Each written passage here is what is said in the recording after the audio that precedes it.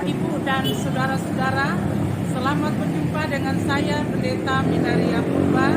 Saya mengucapkan salam sehat, sukses, dan tetap semangat. Tuhan memberkati. Bapak, Ibu, dan saudara-saudara, mari sejenak belajar kebenaran firman Tuhan dari Injil Lukas 10 ayat 25 sampai ayat 37 tentang orang Samaria yang murah hati.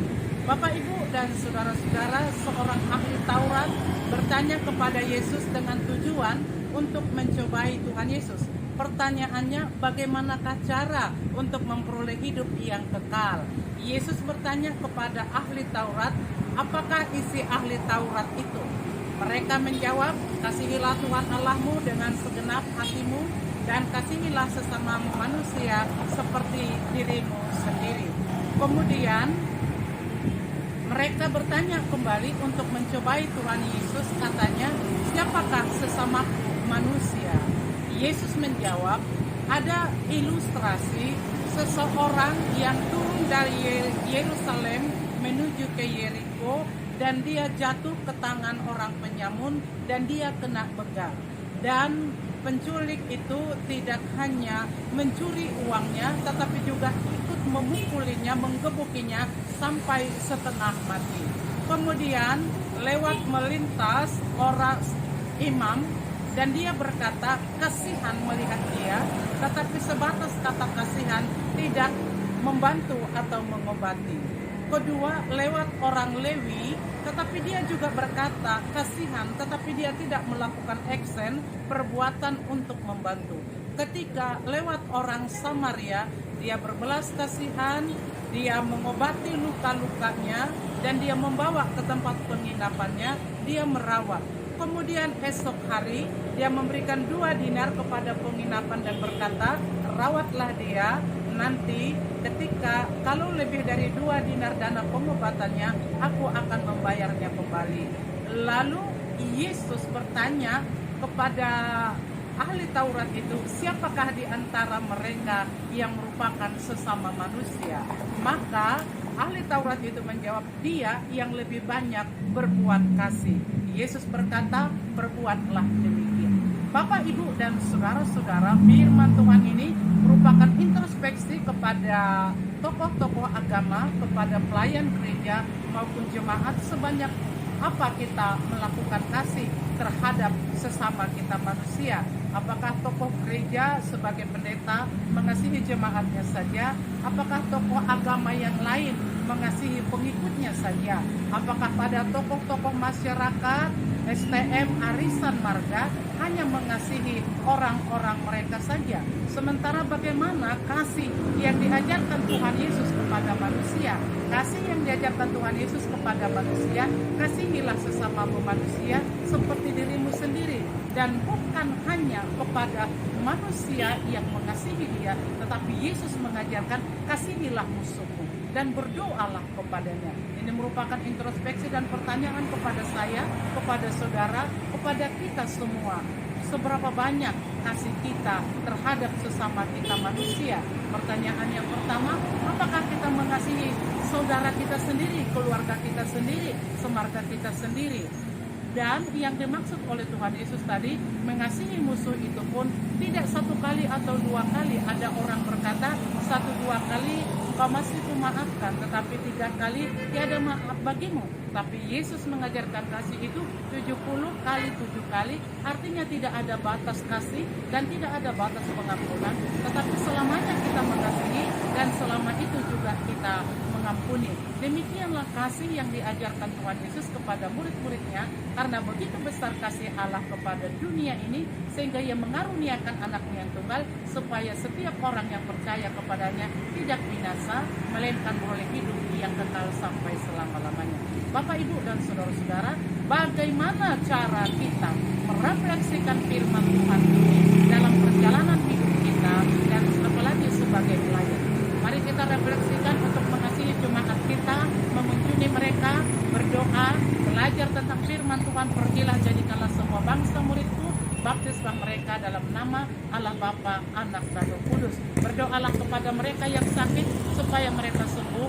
Dan masa pandemik ini marilah kita saling berbagi, karena ada banyak saudara kita yang tidak seberuntung tidak mendapat pangan, tetapi mereka membutuhkan uluran tangan dari kita.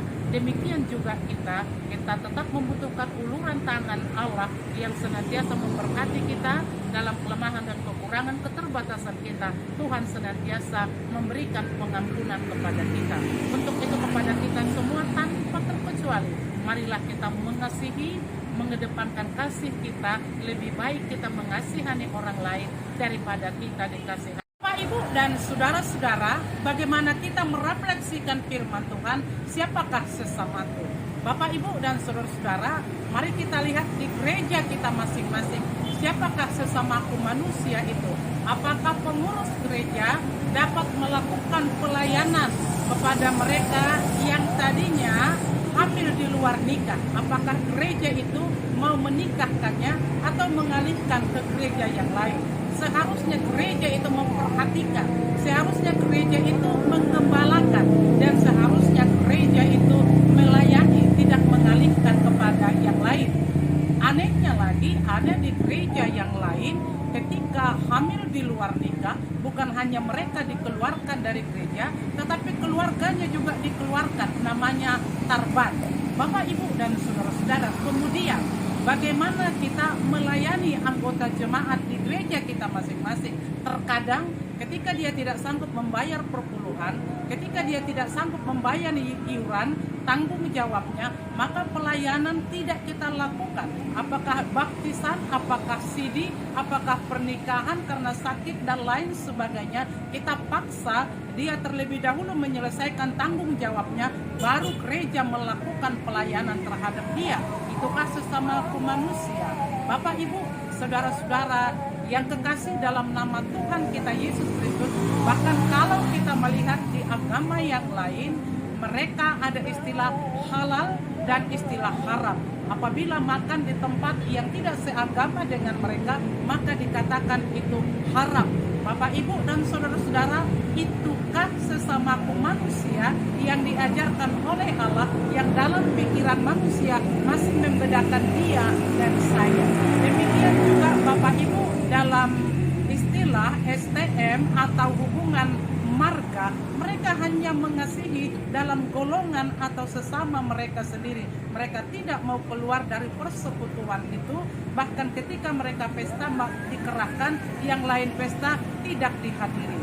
Bahkan kita lanjutkan lagi kepada istilah yang lain, kalaupun seseorang itu pergi ke pesta dengan tujuan ketika dia pesta orang lain tetap mengharapkan balasan kasih dari seseorang itu. Bapak, Ibu, dan saudara-saudara, Tuhan mengajarkan marilah mengasihi dengan kasih agape, dengan tidak mengharapkan imbalan, tetapi mengasihi karena terlebih dahulu dia sudah dikasihi oleh Tuhan. Kita masuk dalam hubungan rumah tangga. Bapak, Ibu, dan saudara-saudara, ketika istri atau suami melakukan kasih terhadap pasangannya, ketika dia tidak mendapatkan hal yang sama, dia meminta perceraian. Itulah kasih terhadap sesama manusia. Bukankah istri harus menghormati suaminya dan suami harus mengasihi istrinya dan sama-sama menjaga kekudusan pernikahan itu dan sama-sama mengasihi anak-anaknya? Kita lihat juga hubungan orang tua dengan anak, Bapak, Ibu. Bagaimana sebenarnya hubungan orang tua dengan anak? Terkadang kasih orang tua itu melebihi dari hatinya, karena kasihnya sering sekali menimbulkan emosi. Pengen orang tua itu anaknya itu lebih maju dari dia, itu pantas, itu bagus. Tetapi memaksakan kehendak orang tua kepada anak-anaknya, apalagi anak itu tidak mampu, sering sekali menyakitkan anak itu dan sering sekali melemahkan dia. Bahkan dia berpikir dia tidak mampu dan itu menjadi satu kendala untuk dia maju. Bapak, Ibu, dan saudara-saudara, tetapi ada orang tua karena dia tahu kelemahan keterbatasannya, dia mencari orang yang lebih bisa membimbing anaknya sampai anaknya itu berhasil dan mengatakan anaknya itu bisa dan dia harus berhasil.